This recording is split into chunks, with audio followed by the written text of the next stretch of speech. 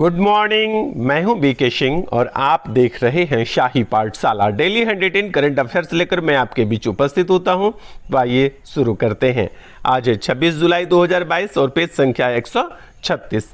पहला है, भारत प्रत्येक साल 26 जुलाई को करगिल विजय दिवस के रूप में मनाता है। आपसे प्रश्न पूछा जा रहा है कि भारतीय करगिल युद्ध के दौरान चलाए गए ऑपरेशन का नाम क्या रखा गया था। तो उस ऑपरेशन का नाम था ऑपरेशन विजय। याद रखिएगा कि करगिल युद्ध के दौरान जो भारतीय सेना के द्वारा ऑपरेशन चलाया गया था, उस ऑपरेशन का नाम क्या रखा गया था? ऑपरेशन विजय। और हम लोग प्रत्येक वर्ष 26 जुलाई को यानी आज ही के दिन करगिल विजय दिवस के रूप में मनाते हैं। करगिल युद्ध स्मारक जो है या दास मेमोरियल जो है, यह कहाँ पर स्थित है या किस राज्य में या केंद्र शासित प्रदेश में स्थित है? तो आपको सही जवाब देना होगा लद्दाख में। करगिल युद्ध स्मारक कहाँ पर स्थित है? तो लद्दाख में। लद्दाख के द्रास क्षेत्र में स्थित है, इसलिए इसको द्रास मेमोरियल के नाम से भी जाना जाता है। आइए दूसरा प्रश्न है, भारत ने हाल ही में किस देश के साथ न्यायिक क्षेत्र में सहयोग के लिए समझौता ज्ञापन पर हस्ताक्षर किया है? तो न्यायिक क्षेत्र में सहयोग के लिए याद रखिएगा कि न्यायिक क्षेत्र में सहयोग के लिए किस देश के साथ? तो मालदीव के साथ जो है भारत ने समझौता ज्ञापन पर हस्ताक्षर किया है। मालदीव जो है श्रीलंका के बाद दूसरा सबसे निकटतम पड़ोसी देश है मालदीव। तो याद रखिएगा कि न्यायिक क्षेत्र में सहयोग के लिए मालदीव के साथ भारत ने एक मेमोरेंडम ऑफ यूनिट यानी समझौता ज्ञापन पर हस्ताक्षर किया है। तीसरा प्रश्न है, 69वें पुरुष सीनियर नेशनल कबड्डी चैंपियनशिप 2022 का आयोजन हरियाणा के चखरी दरारी में संपन्न हुआ। इसके विजेता कौन हैं? तो 69वें पुरुष सीनियर नेशनल कबड्डी चैंपियनशिप 2022 का विजेता है भारतीय रेलवे। यह लगातार जो है कि चौथी बार विजेता रहा है और इस बार की उप विजेता कौन रहा है? महाराष्ट्र की टीम जो है उप विजेता रहा है। तो यहाँ पर याद रखने के लिए कि 69वें पुरुष सीनियर नेशनल कबड्डी चैंपियनशिप का आयोजन हुआ है और कहाँ पर हुआ है? तो हरियाणा में हुआ है। हरियाणा में चखरी दरारी एक क्षेत्र है, वहीं पर हुआ है और इसके विजेता कौन रहे हैं? भारतीय रेलवे रहे हैं। तो इतनी बातें आपको याद रखनी है। आइए चलते हैं चौथे प्रश्न पर। हाल ही में सरकार द्वारा MSME के लिए किस एक नई योजना की शुरुआत की गई है? तो हाल ही में सरकार द्वारा MSME के लिए एक नई योजना RAMP यानी रैंप की शुरुआत की गई है। यहाँ पर रैंप का फुल फॉर्म है raising and accelerating MSME performance, यानी इसका हिंदी में मतलब हुआ कि MSME में सुधार और तेजी। ठीक है, यानी कि MSME में सुधार और तेजी लाने के लिए एक कार्यक्रम की शुरुआत किया गया है जिसका नाम है रैंप।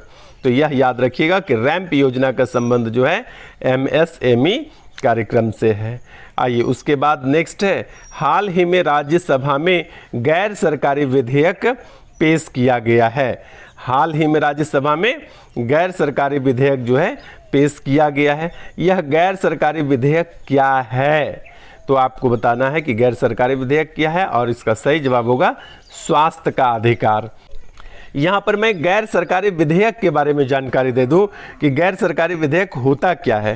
तो यह होता है कि जब कोई विधेयक किसी मंत्री के द्वारा पेश न करके क्या होता है कि किसी अन्य सदस्य के द्वारा पेश किया जाता है तो उसको गैर सरकारी विधेयक कहा जाता है। हाल ही में राष्ट्रीय जनता दल के मनोज कुमार झा ने इस गैर सरकारी विधेयक को पेश किया है जिसका नाम क्या है? स्वास्थ्य का अधिकार। तो यहाँ पर याद रखिएगा कि स्वास्थ्य का अधिकार राज्यसभा में पेश किया गया है जो गैर सरकारी विधेयक के रूप में पेश किया गया है। आइए नेक्स्ट है, डीजी वाणी का संबंध जो है किससे है? क्या है कि डीजी वाणी का संबंध किससे है? तो डीजी वाणी का संबंध है ग्रामीण महिला उद्यमी की सहायता से। डीजी वाणी का संबंध किससे है? ग्रामीण महिला उद्यमी की सहायता से संबंधित है डीजी वाणी। हाल ही में नैस्कॉम फाउंडेशन ने गूगल के साथ मिलकर डीजी वाणी कॉल सेंटर की स्थापना की है। याद रखिएगा कौन सा? नैस्कॉम फाउंडेशन और गूगल। नैस्कॉम फाउंडेशन और गूगल ने मिलकर जो है डीजी वाणी कॉल सेंटर की स्थापना की है। इसका मकसद महिला किसानों और महिला उद्यमियों को अपने कारोबार बढ़ाने में मदद करना है। ठीक है। तो डीजी वाणी क्या है? एक प्रकार का कॉल सेंटर है। उसके बाद आइए नेक्स्ट है, दूरसंचार कंपनी वोडाफोन आइडिया यानी वीआई के नए सीईओ कौन बन गए हैं? तो दूरसंचार कंपनी वोडाफोन आइडिया के नए सीईओ अक्षय मुंद्रा बन गए हैं। कौन बने हैं? वोडाफोन आइडिया के नए सीईओ अक्षय मुंद्रा बन गए हैं। आइए नेक्स्ट है, फार्मूला 1 रेस कौन सा है? फ्रेंच ग्रैंड प्रिक्स 2022 का खिताब जो है किसने जीता है? यह जीता है मैक्स वेस्टेपन ने। किसने जीता है? मैक्स वेस्टेपन ने जीता है। और मैक्स वेस्टेपन जो है यह रेडबुल के रेसर हैं।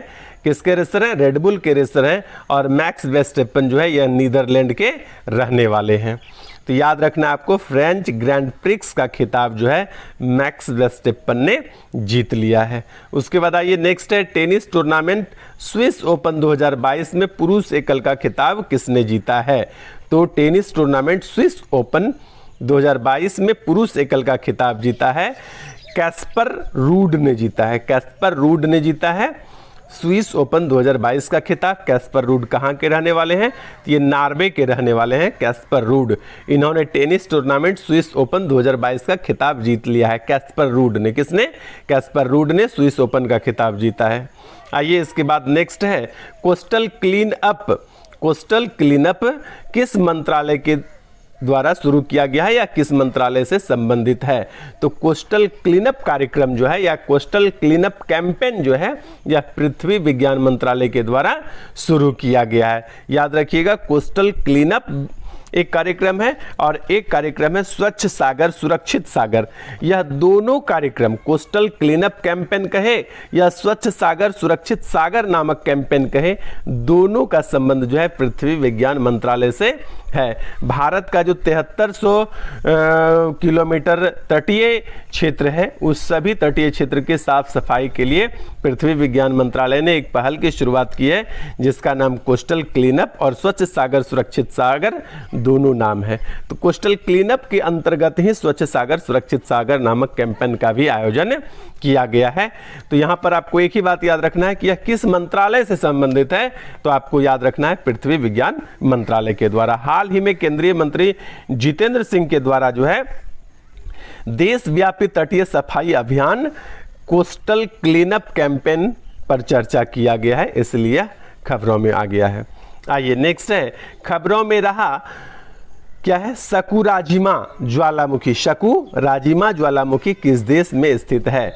क्या हुआ है कि सकुराजिमा ज्वालामुखी में हाल ही में विस्फोट हुआ है, जिसको सुषुप्त ज्वालामुखी कहते हैं, बीच बीच में विस्फोट होते रहता है। तो सकुराजिमा ज्वालामुखी भी जो है सुषुप्त ज्वालामुखी था, उसमें हाल ही में विस्फोट हुआ है। तो यहाँ पर जवाब देना है आपको कि यह किस देश की ज्वालामुखी है या किस देश में स्थित है। तो सकुराजिमा ज्वालामुखी जो है जापान में स्थित है। एक बहुत ही इंपॉर्टेंट क्वेश्चन आया करता है ज्वालामुखी से रिलेटेड कि स्ट्रोम्बोली, जिसको भूमध्य सागर का प्रकाश स्तंभ कहते हैं, कहाँ स्थित है या किस देश में स्थित है? तो यह इटली में स्थित होता है और इसलिए इटली के सिसिली द्वीप पर स्थित रहता है। तो स्ट्रोम्बोली के बारे में याद रखिएगा क्योंकि ये बहुत पॉपुलर प्रश्न हो जाता है। उसके बाद आइए नेक्स्ट है और आज का अंतिम भी है, किस राज्य में वाहनों की चोरी की शिकायत के लिए EFIR सुविधा प्रणाली की शुरुआत की गई है? तो यह शुरुआत किया गया है गुजरात राज्य में, ठीक है।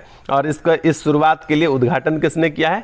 केंद्रीय गृह मंत्री अमित शाह ने जो है इसका उद्घाटन किया है। तो यहाँ पर याद रखना है कि वाहनों की चोरी की शिकायत के लिए EFIR सुविधा गुजरात राज्य में शुरू की गई है। तो ये था आज का आपका करंट अफेयर्स। चैनल को सब्सक्राइब भी कीजिए, वीडियो को लाइक भी कीजिए और बने रहिए नियमित रूप से शाही पाठशाला के साथ। आज के लिए इतना ही, धन्यवाद।